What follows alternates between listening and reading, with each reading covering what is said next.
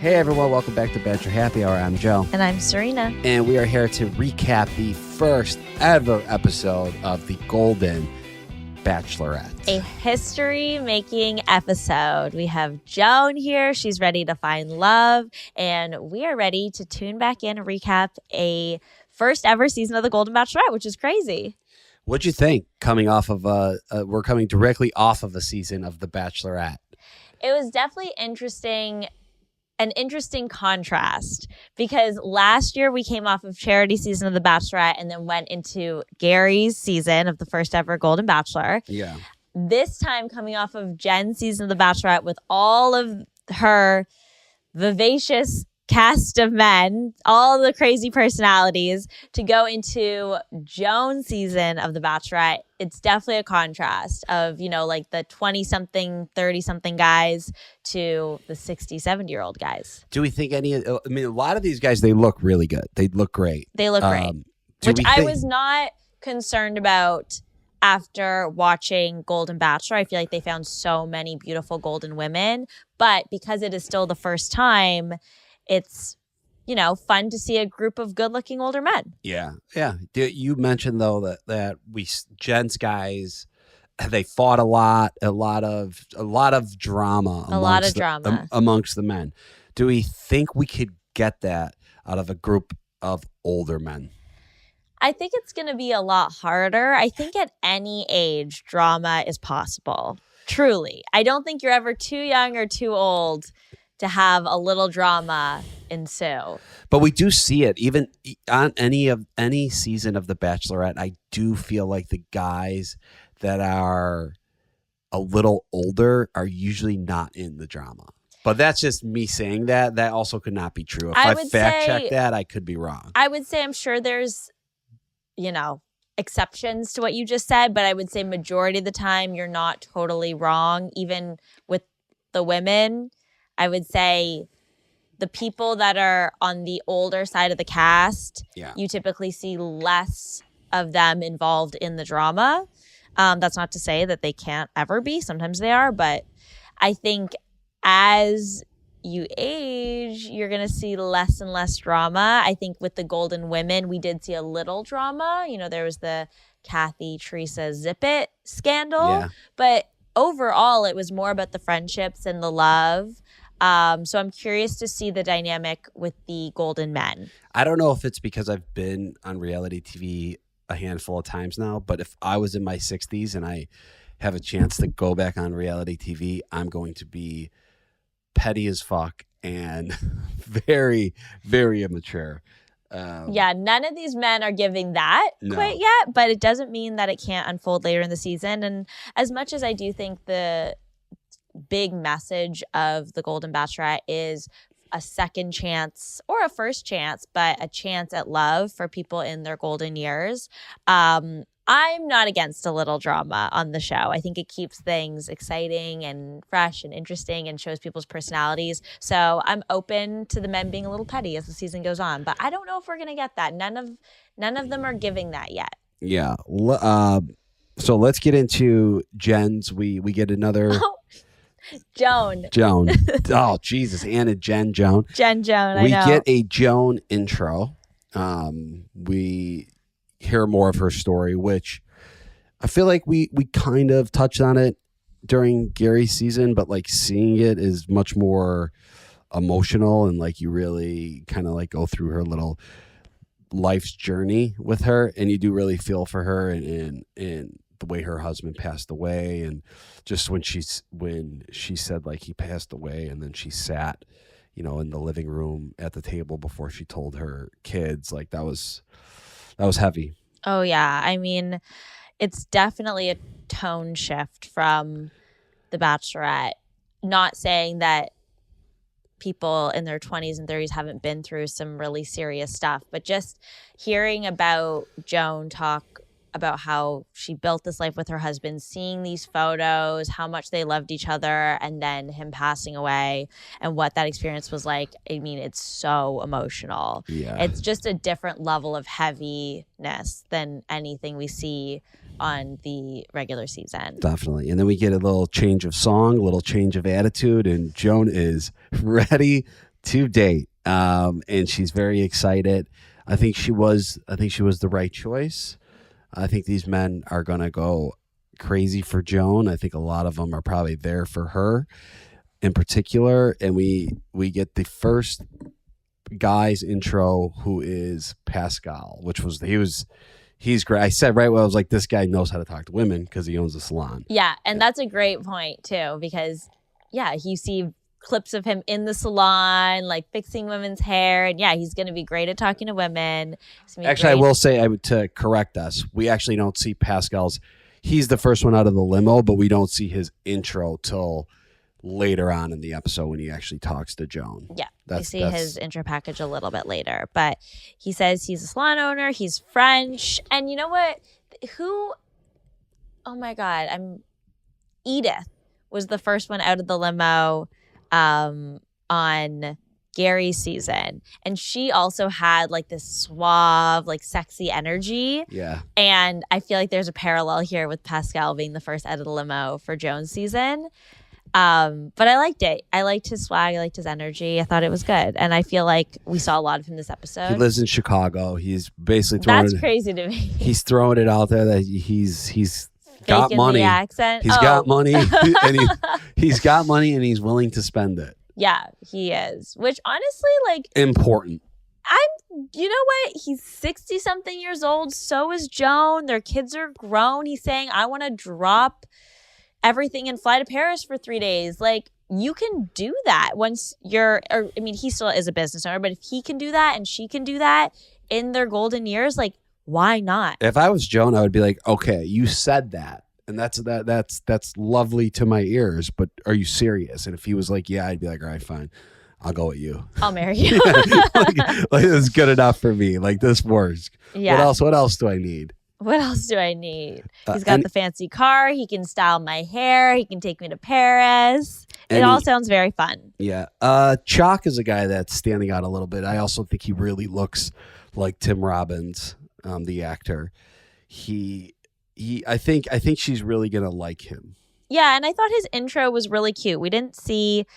I would say there was a good mix of like gimmicky intros and just like coming out and talking, but he did Chock-a-Doodle Soup, which was like a callback to Joan talking about her legendary chicken noodle soup on The Golden Bachelor. Oh, I didn't catch that. So, yeah, I thought that was nice that he like called back to something that she said on The Golden Bachelor, but also made it his own. And yeah, it was a He's cute a girl moment. dad, which you love. They're all girl dads. You love that though. That he's a girl dad? Yeah. Yeah, it's just sweet. Nothing wrong with being a boy dad. Yeah, but every time there's a guy on with a girl dad, you have a different tone to your because voice. I am a girl dad. I know. That's why. Because I'm like, it's my dad. Yeah. Okay. A few other standouts. We have Jonathan. Jonathan came out with a blindfold on.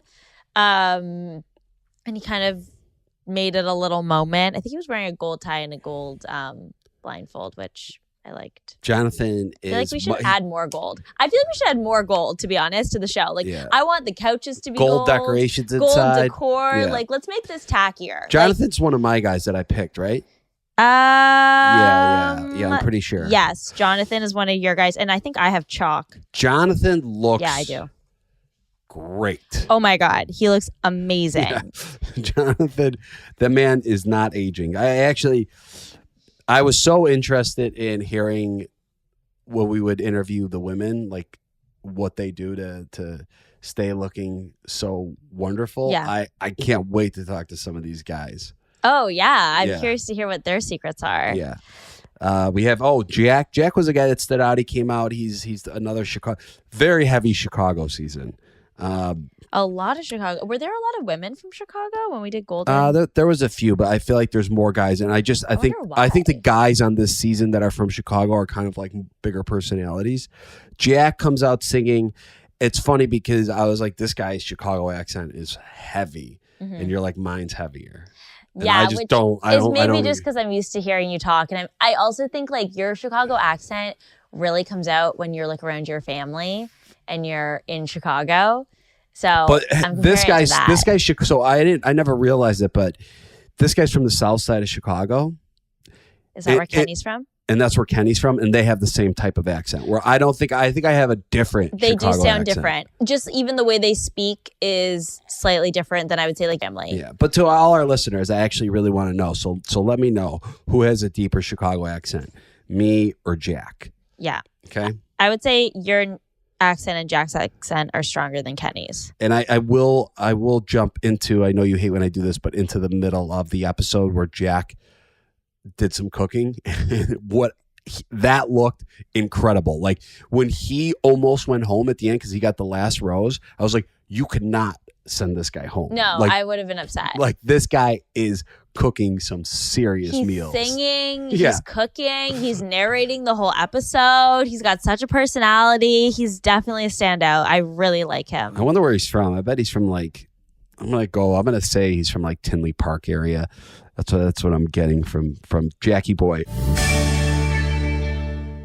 Support for this podcast and the following message. Apple Vacations. Period panties from NYX are. You've got to try NYX. See what. Lovely, just a sweet one. Period underwear. That's knix.com.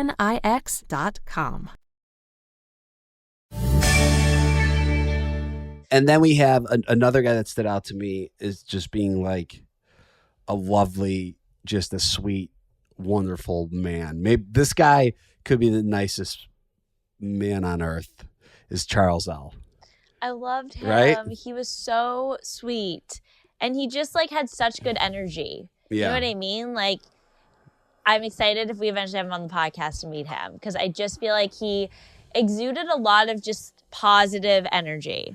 He did it. I really liked him. But the one thing, okay, so another, and this guy's in my top 4, by the way.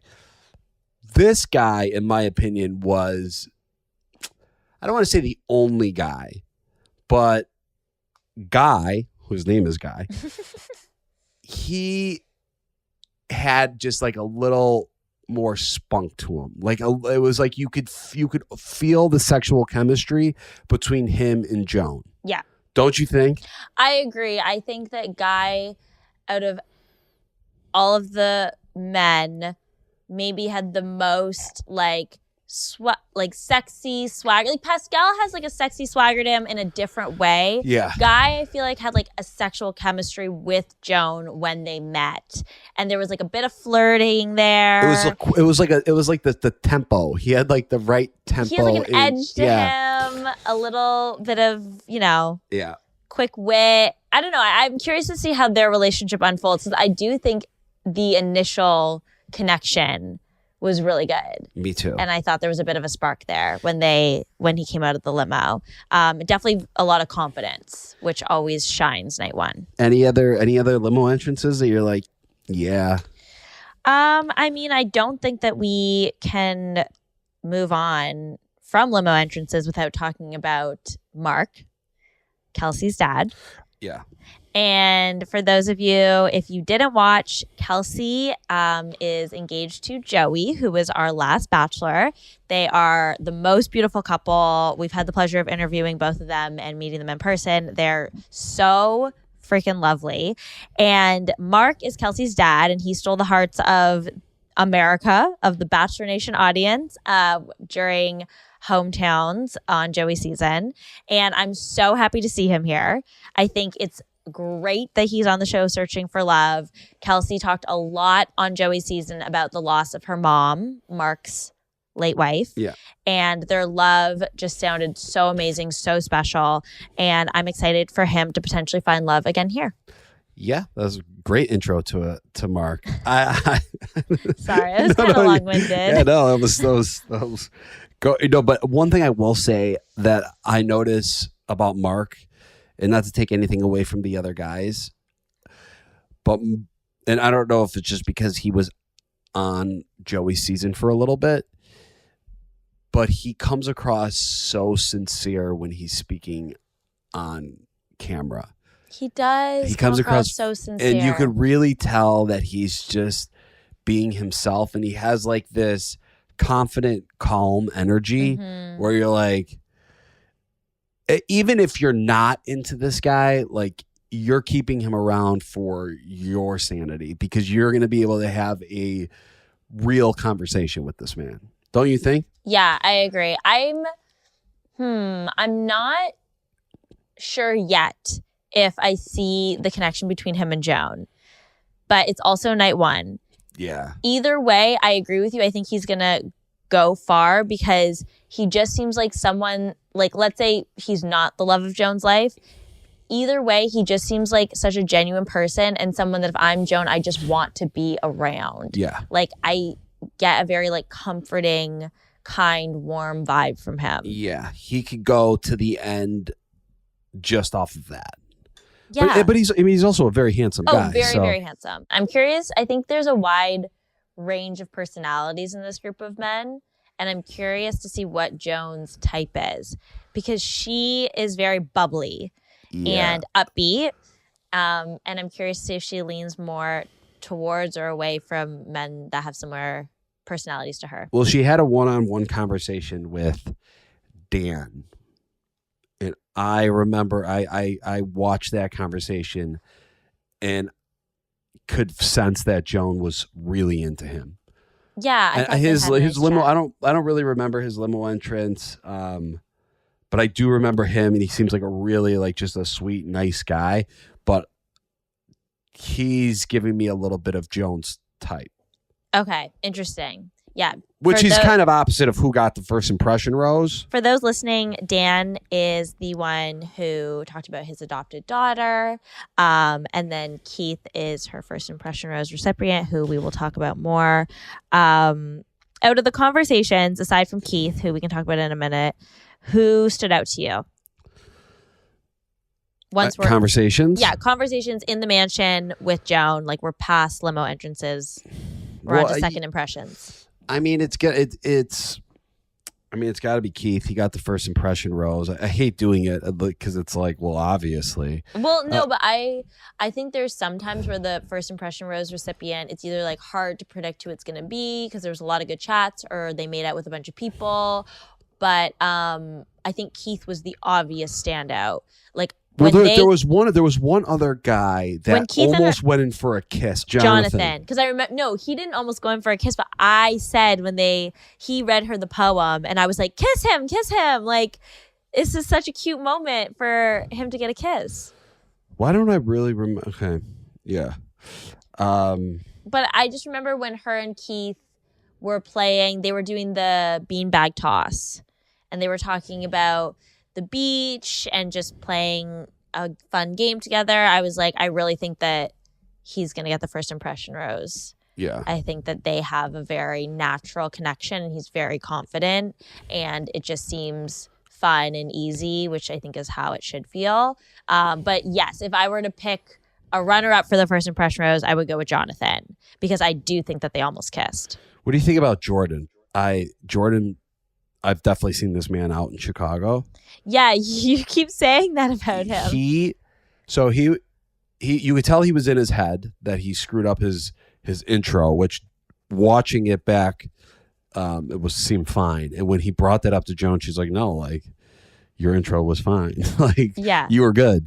I think I could see him going far. I like him, and they did a little pickleball moment, which I thought was cute. I think he's very handsome. We saw quite a bit of him in this first episode. Yeah, I thought there was a chance he was going home. Really? Because Wait, how what? much we saw of him. You thought that maybe it was like, oh, yeah, because Jordan, we were it was almost like giving a little bit of like my edit, to be honest, where I was like, we're getting this guy, he's somewhat insecure about how he's coming off on this show, but you like him, and then he goes home. You thought maybe like the nerves were gonna cut Jordan quick. Yeah, that's what I thought. And yeah, we do have that whole scene where they're all playing pickleball. I think pickleball is just going to be part of Golden Bachelor. Yeah, until another sport takes over. But for now, I feel like pickleball and Golden Bachelor is like word association. Like they just go together. I don't know how the show hasn't branded like golden paddleball rackets. Like Brando's. The show needs to start selling merch. Yeah. You know, there's a lot of things that I think people want. Yeah, like which I agree. Like golden pickleball rackets. Yeah, like call me in. Let me help you with some ideas. You don't even. What would be cool about the golden pickleball? You don't. It doesn't have to say like Bachelor massive on it. Like you could just do a little like GB. Yeah, just like on just the bottom. Yeah, insignia. And everyone's gonna see when it's that golden racket. Like that's a golden bachelorette racket. I like it. I like that idea. Thank you. Nightmares, but Becca's favorite vacation. From Knix. That from bikinis to boy shorts, thongs to high rise. You've got to try Knix. See, Not a huge changing period, disposable, wasteful period. You shock by any means. I would say he was X.com. Okay, so Keith gets the first impression rose. Not a huge shock. By any means. I would say he was the one I called to get it, as much as she had some good chats across the board. Yeah. I would have been curious to know more about how the men were doing overall throughout the evening. I feel like we saw a lot of chats about them being dads. Some sad stories. You know who we do see a lot of is, and I feel like we see how he's kind of doing throughout the night, is Gary. I do really like Gary.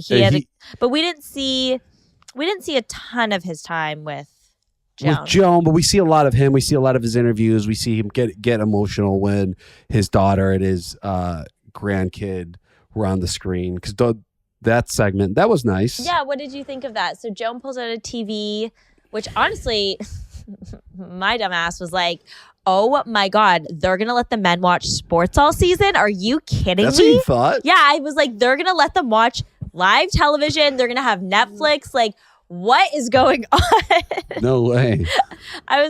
That's literally what I thought. I was like, what a gift. Like, that is a really nice gift from Joan. I thought it was nice. I think it's always an easier, quicker way to get to know someone by hearing like a family member or a friend speak about them, because then you can kind of start putting all the pieces together. Yeah, I also think with the Golden Bachelor women, they were so great about being like, I'm 65 and I'm sexy and I'm amazing, and like hyping themselves up in the best way. Yeah. And I think it's harder, or it appears to be harder for these golden men to like really hype themselves up and sell themselves. That's true. Yeah. So I think it's nice that they brought in their families, their kids, their loved ones to say like, hey, he's amazing, and he might not be telling you that, but I'm going to tell you that. That's interesting, because older women are their own hype person, and older men need a hype man. They needed a bit of a hype man. Yeah. And I think, it's great to learn about someone through the people in their lives, and they were able to be vulnerable and get emotional. And you could see how touched they were, having the support of their loved ones through this journey. So I thought it was a really nice moment. And just to kind of see, it was like cool to see like the kids and then the parents and be like, oh yeah, like they look alike, or like that's what their dynamic is like. And that's the kind of, father, brother, whatever. I mean, it was mostly kids, but I'm sure, there was a mix in there. A grandfather, pop they were. Did you put into any consideration watching this episode where any of these men live? Because I'm pretty sure Keith, who gets the first impression rose, lives in San Jose. Remind me where Joan lives again. I always forget this. Maryland. So that's opposite sides of the country, different time zones, which we know how difficult that could be. So I do wonder how much of a factor that is going to play when we get down to the end. Yeah, we did ask Joan about that, and she gave not a vague answer, but she seemed open. I think it is a question on everyone's minds, because Gary and Teresa lived in different places, and that was obviously a challenge for them, and an understandable one. Like when you're 65 and you've got kids and grandkids and parents you're taking care of, it's not as easy to uproot your life and be like, I'm going to throw it all away for love like I did. You know what I mean?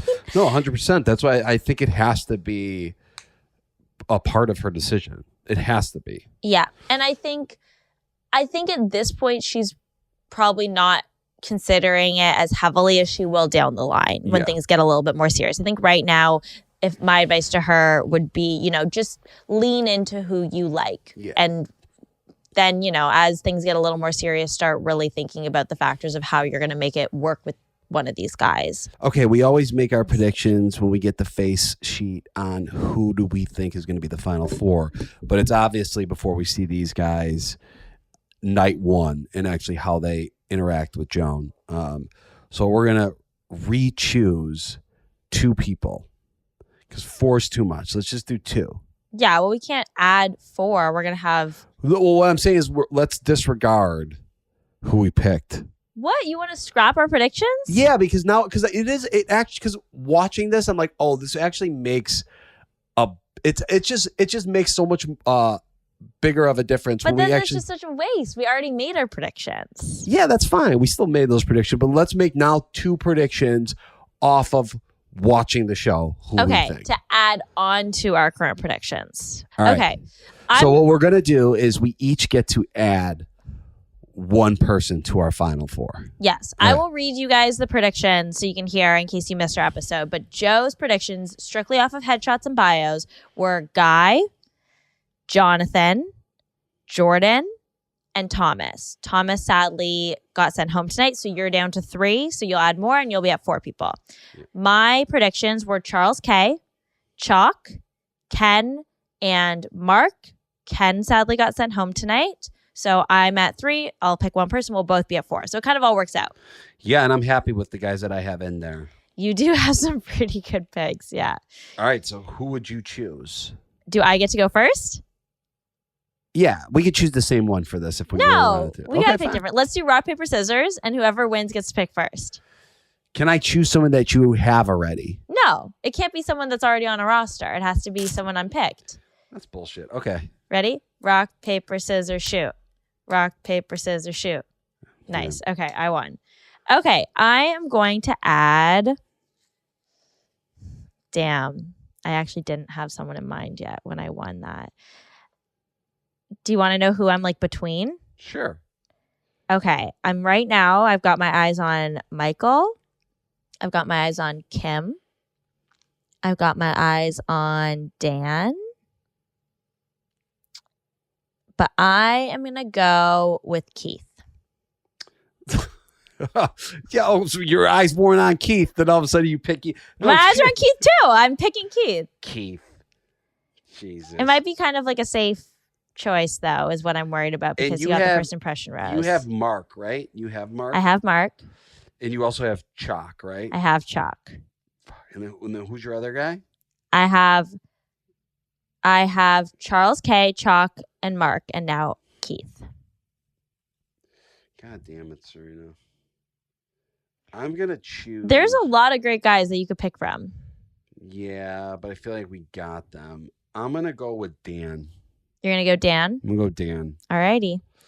I'm going to go Dan. There we go. Now we're both back up to 4 people from our predictions. That is a recap of the first episode. Before we go, we did get a teaser for the whole season, which we saw the Chalk is just here for the cannonballs. No, it wasn't Chalk. Or no. It was Guy. No, Chalk. It was Jack is just here for the cannonballs, which is Jack is just here for the zip line. Wait, who's the comedian that did... Tim Robinson. Yeah, Tim Robinson. Okay, for those of you listening, if you haven't seen it, go search up Tim Robinson.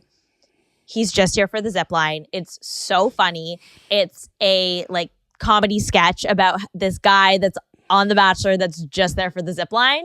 And they did a little nod to it, intentionally or unintentionally, I don't know, where they basically said Jack is just here for the cannonballs. And honestly, that was one of the funniest moments of the episode. I actually got so excited. I called Joe. I was like, I'm replaying this. This is so funny because we love that sketch. Yeah, so funny.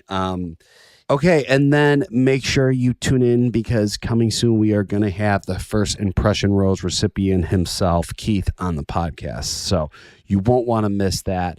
Thank you for tuning in to Bachelor Happy Hour. And don't forget to subscribe. Bye.